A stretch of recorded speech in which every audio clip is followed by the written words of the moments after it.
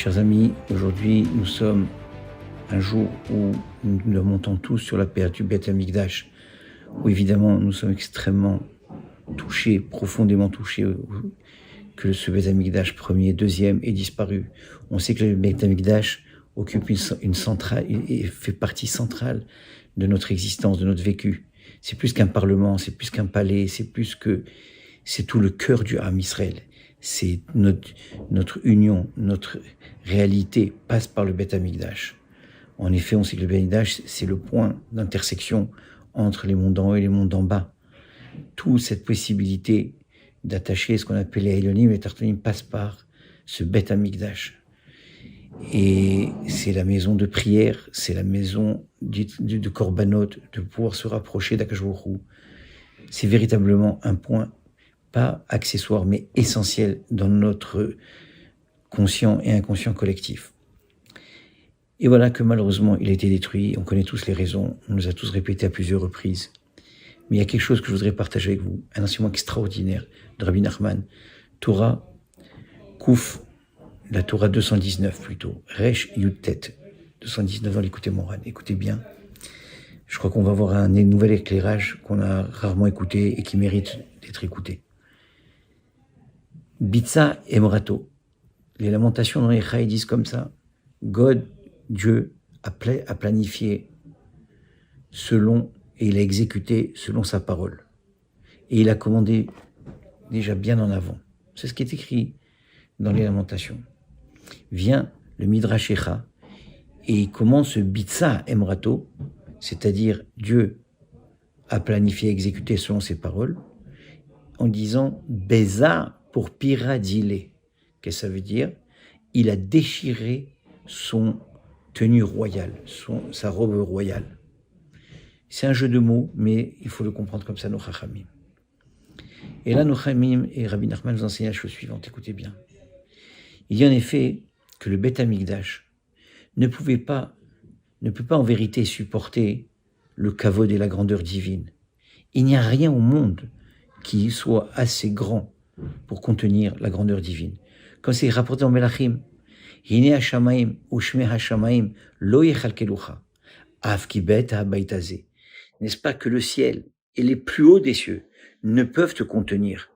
Combien plus cette maison, une maison aussi grande et aussi fastueuse et aussi belle soit-elle, elle ne peut absolument, en vérité, en toute logique, contenir l'infini divin. Et pourtant, c'était le Makom Ashrina, c'est l'endroit où Dieu résidait, sa présence divine. Il dit Rak mechamat ahavat Israël tzimtzem ve'ilbish et gavato kedei la'ashrot shechinto bevet hamikdash kedei legalot malchuto. Il dit en vérité que c'est très simplement par anava, par humilité qu'il a fait un tzimtzum, une contraction de son être. Et il a habillé sa grandeur, sa gavato, afin de pouvoir faire résider la Shechina dans le Bet Hamikdash. Et tout ça pourquoi? Parce qu'Akadosh Baruch Hu a un projet. C'est d'être les galot malchuto, de dévoiler sa malchut, de dévoiler sa royauté, pas pour nous, pas pour lui je veux dire, mais pour nous, pour qu'on ait une adresse, qu'on ait où se retourner, savoir qu'il y a un Baal HaBayit, Bereshit, c'est les mêmes lettres que Rosh Bayit. Akadosh Baruch Hu, il a tout créé le monde entier, les Hétiv, les Rolamo, pour faire du bien à sa création. Rolam Chesed Ibane. Faudrait-il aussi qu'il nous donne cette adresse, où aller puiser ce bien, où aller tirer ce bien, de quelle façon aller le faire. Donc tout le but d'Hachem, c'est les galotes malchut, de dévoiler sa malchut, de dévoiler sa royauté, afin que nous ayons une adresse pour aller recevoir cette bonté infinie d'Akadosh Baruch Hu, et puiser sans fin. Donc il y a un projet, un désir d'Hachem, Shilo dira betartonim, d'avoir une résidence dans les mondes d'en bas, pour pouvoir révéler sa malchut, créer une union, une relation d'amour infinie avec son peuple, avec toute sa création, et de pouvoir exprimer son chesed, parce que la définition d'un être altruiste, il n'y a pas plus altruiste évidemment par définition qu'Hachem une bara, c'est de donner et de continuer à donner sans interruption. Mais voilà, alors comme lui dit le Télim, Hachem Malach qui outlavesh, et voilà la preuve de ce que Rabbi Nachman dit. Hachem Malach, si on peut dire ainsi, afin de dévoiler ce Malach, cette malchut, cette grandeur, cette royauté divine, Geout Lavesh, il a habillé sa géout, sa grandeur. C'est-à-dire, il a réduit, si on peut dire, il s'est réduit, et il s'est mis dans un état de Tzimtzum pour permettre à avoir cette relation avec nous, que cet infini puisse entrer avec le fini. Alors Hachem Barach, il a fait ce Tzimtzum. Afin que quoi? Que nous puissions recevoir Kabbalat Ol Malchuto. On puisse dire Kabbalat Malchut Shamaim. Mais malheureusement, et c'est là où tout le problème se trouve, quand nous on faute, et c'est ce que le Ham Israël malheureusement a fait, alors quelque part, quelque part ici, c'est comme ça, puisque vous ne m'acceptez pas. À travers vos fautes, vous me faites disparaître, vous me repoussez. Alors quelque part, Kaviachol, dit Rabbi Nachman, Hashem, comme si maintenant il va dévoiler sa grandeur et sa puissance. Alors on va comprendre exactement l'inverse de ce qu'on a toujours cru. Nous on pense qu'Hachem il a disparu, et c'est pour ça que le Beth Amikdash est tombé, il a été brûlé. Rabbi Nachman dit c'est exactement l'inverse.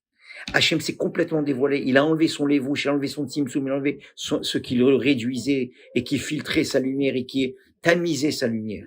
Et en faisant ça, il y avait un trop plein de lumière, et c'est ce trop plein de lumière divine, cette lumière infinie, qui a fait brûler et qui a fait disparaître tout. Le Beth Amikdash n'a pas été détruit par un retrait, mais par un excès de lumière. Parce qu'Akadosh Baruch Hu a dévoilé, a enlevé son lévouche. Hachem Malach Geout Lavesh, il a dévoilé sa Geout. Au lieu de l'habiller, et c'est ça l'idée il a déchiré son vêtement. C'est ça que Echa, la lamentation de Echa, il nous enseigne. C'est ça que le Midrash nous enseigne. Qu'il a déchiré son vêtement, c'est-à-dire il a enlevé ce tzimtzum, cet effet réducteur. Pourquoi? Parce que nous aussi, à cause de nous, c'est qu'à quelque part Kaviachol, s'il a fait cette action à Kadosh Baruch Hu, c'est parce que nous aussi on a agi. Qu'est-ce qu'on a fait de mal? C'est très simple. Ce qu'Akadosh Baruch Hu demande le plus de chacun d'entre nous. Oui, Ahavat Israël, ne pas faire Avodah Zara, ne pas faire Shfichut Damim, avoir tout ce qu'on nous a toujours dit. Mais le haïkar d'un Ben Israël, c'est d'avoir une mida qu'on reconnaît chez l'être le plus exceptionnel de tous les temps, qui est Moshe Rabbeinu, c'est la mida Taranava, la mida Tabitoul. La capacité de se retirer, la capacité de laisser la place à autrui, la capacité de donner la place à Hachem dans notre cœur. Comme dit David Merveli, Bi halal bekirbi, j'ai fait un vide dans mon cœur pour laisser Hachem, j'enlève toutes mes fantasmes, tous mes désirs malsains, et je laisse dans mon halal panouille, comme Hachem il a fait le halal panouille au début de la création, cet espace existentiel, ce retrait d'Hachem a fait pour que nous on existe, cette matrice de tout l'univers, de toute la création. Il s'est retiré pour nous laisser exister. À notre tour, il nous demande de nous retirer, de nous laisser exister. C'est ça la coexistence. Lui, il se retire pour qu'on existe, à nous de nous retirer pour que lui existe en nous. Et donc ça se fait à deux. Et plus que ça, parce qu'à Kadosh Baruch Hu, en vérité, non seulement il nous demande de faire cet exercice de Hanava, de Bitoul, de Achna, mais il nous supplie. Vient la Torah dans Dvarim, elle nous dit Ma Hashem Elokecha Shoel Meima Kiim Leira. Tu sais qu'est-ce qu'Hachem à la fin il te demande? Voilà, il t'a donné tous les commandements, il t'expliquait tout, le début, la fin, le milieu, tout, le projet. La seule chose qu'il demande, c'est la Yira. C'est qu'est-ce qu'il est? Il est en train de te supplier. Ma Hashem Shoel, qu'est-ce qu'il te demande finalement? Il est là comme un mendiant qui supplie, alors que c'est lui le maître du monde. Il nous dit rien et de la ira. Maktinet asmo, il se fait petit et il nous demande d'avoir une seule chose et de la crainte. Qu'est-ce que veut dire la crainte en vérité? On sait que la crainte c'est quoi? C'est l'achna, c'est la chifloute, la hanava. Il te dit fais ce que moi je fais. Moi pour que tu exiges, je me suis retiré et je te laisse existant. Et c'est ça ton kavod. Le kavod c'est l'existence. Ta réalité elle est passée par mon retrait, dit Hachem. Fais la même chose. Tu sais que c'est nous kavod Elohim, ça veut dire donner le kavod Hachem. Retire-toi. Sois humble. Ne prends pas tout l'espace, parce que l'orgueilleux et Hachem ne peuvent pas résider ensemble. Cette demande d'Hachem, il nous supplie, Ma Hachem, qu'est-ce qu'il te demande? Il est là, il est comme un beggar qui te demande. Il dit, et pour ça, c'est pas un qui te le demande. D'abord, comment c'est cueillir? C'est l'idée de la malchoute, c'est d'établir la malchoute d'Hachem. Le Père Kavot, il dit, il mal et mora Hachem malchoute, ce n'était pas de la crainte de la malchoute. On voit donc la mora à la ira, et la malchoute, c'est la même chose. Donc dans ce passouk, les Chachamim, ils ont associé deux choses. La crainte divine avec le dévoilement de la malchoute divine. Quand on craint Hachem, on dévoile Hachem. Quand on craint pas Hachem, on n'a pas de ira, on n'a pas de bitoul, il n'y a pas de dévoilement de la malchoute d'Hachem et du kavod d'Hachem. Et donc on n'a plus d'adresse, et donc le monde ne tient plus, parce que le projet Hachem, c'est qu'il y ait une adresse pour aller tirer, puiser le bien. C'est ça tout le but d'Hachem. Il veut qu'on établisse son adresse à malchoute. Malchoute égale ira. Ira égale se faire petit. Avoir cette chifloute, cette achna, ce bitoul. Et quand il n'y a plus cela, eh bien malheureusement, alors tout tombe, tout l'édifice tombe. On voit que pendant Matan Torah, Kajbourou, quand il est venu, il s'est dévoilé devant nous. Oui. Et qu'est-ce qu'il a fait Hachem? Il nous a supplié, ou Bikesh, Iklou Malchuto, il nous a supplié de recevoir sa Malchut. Et pour ça, il nous donne des incentives, des promesses. Yiftiach lahem kamav tachot. Exemple, il dit, c'est écrit, Vatem tu mamrechet korim vekoy gadol, je serai pour un peuple, une nation de prêtres, une grande nation, un peuple. Et il nous dit, je vous donnerai, je vous ferai, mais rien qu'acceptez ma malchoute, c'est tout ce que je vous demande, il nous dit, bon de Jolam. Acceptez, ne me laissez pas en galoute, ne me renvoyez pas, donnez-moi une chance, donnez-moi une place dans votre cœur.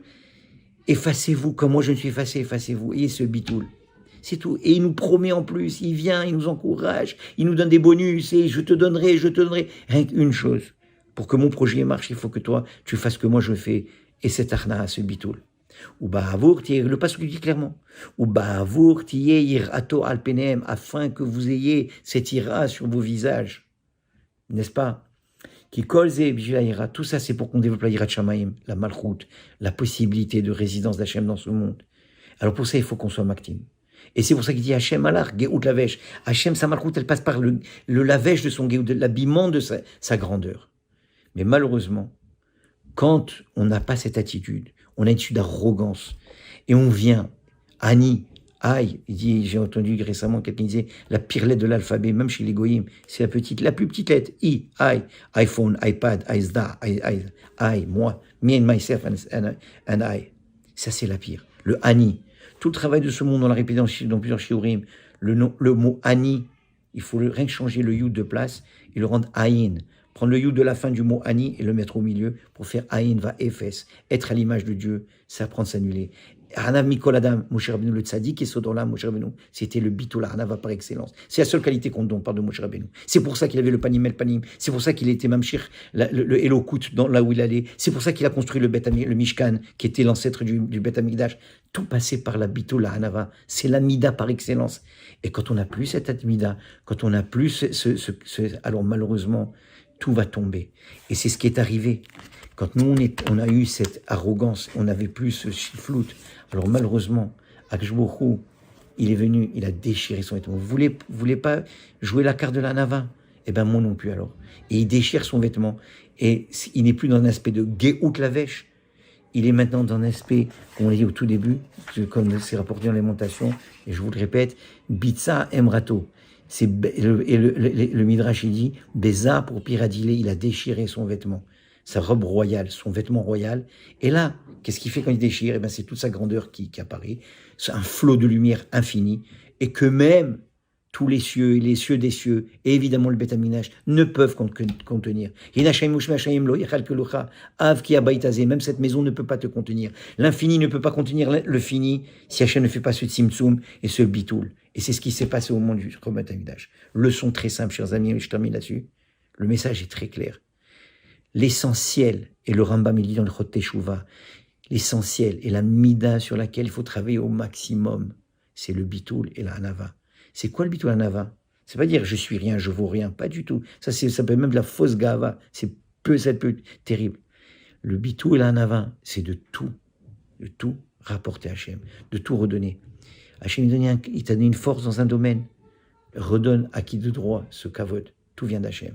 Tu es un mathématicien extraordinaire, c'est d'Hachem. Tu es un musicien fantastique, c'est que je crois que tu as donné ces kochot et ce talent. Tu es un grand ami de Racham, cette intelligence, c'est Hachem qui l'a donné. Tout procède d'Hachem. Quand on redonne le kavod d'Hachem, on redonne à qui de droit à la source, et on attribue tout à Kadosh Baruch Hu. Et on ne prend pas pour nous le kavod. Et on ne tombe pas dans l'erreur de Kochiv et Osem Yadi, Osatachel. C'est la force de mon bras qui a fait ma puissance. Je suis un très bon businessman parce que je sais réfléchir, je connais la psychologie humaine, je sais comment faire des affaires, je connais le stock market, je sais comment analyser le Dow Jones et le SP500 et moi, et Ani. Ça, c'est de la gava pure. On a oublié Hachem, on a sorti Hachem de l'équation et on s'est mis en avant. Tout procède à Hachem, tout revient à Kajorou. Tout ce qu'on fait de bien vient d'Hachem.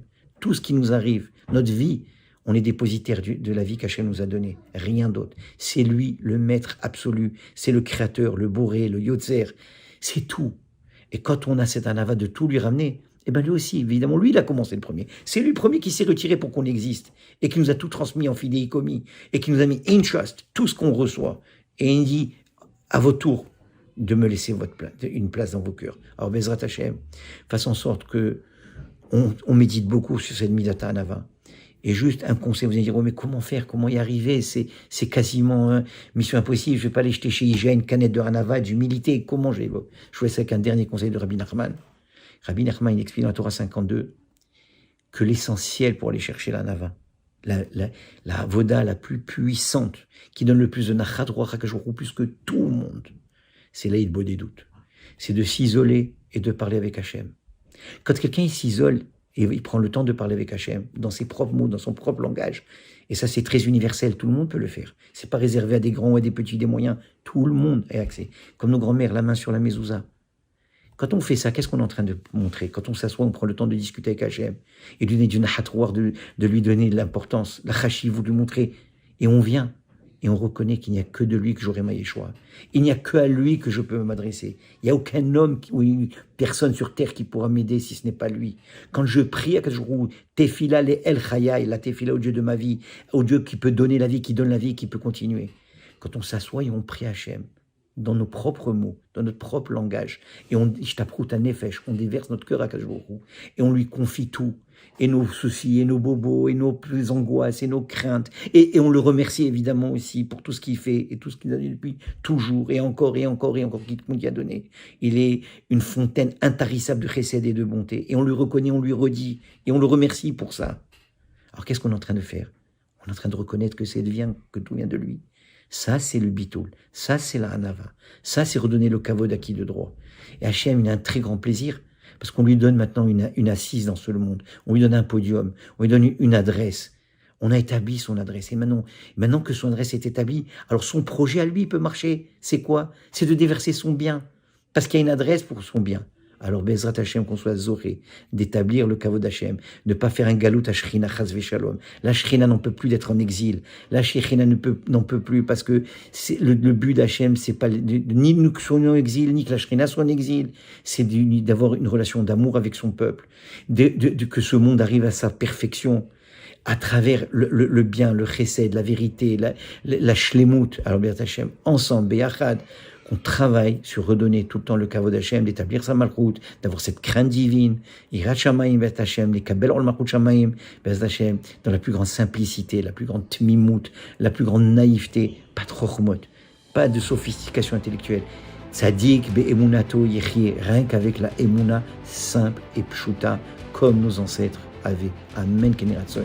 Qu'Hachem nous fasse reconstruire le troisième Beth Amikdash, Bimhera, bien nous qui nous l'envoie, et qu'il reconstruise, et qu'il soit encore Rabbi, sa Geout, Hachem Malach Geout Lavesh. Amen.